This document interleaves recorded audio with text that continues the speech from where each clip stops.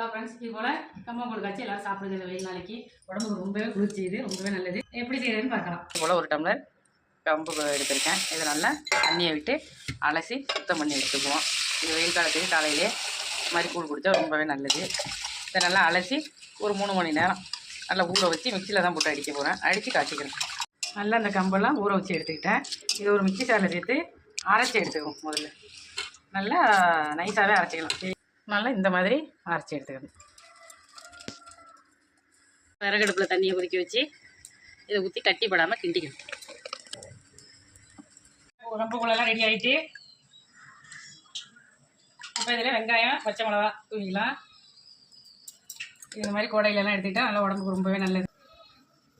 நல்லா மண்பாண்டத்தில் வச்சு எல்லாம் எடுத்துக்கலாம். இந்த மாதிரி மண் சட்டியில் வச்சா நல்லா குளிர்ச்சியாக இருக்கும். இது போல் வடை வத்தல் மாங்காய் உப்பில் போட்ட மாங்காய் வச்சு அழகாக சாப்பிடும். Next video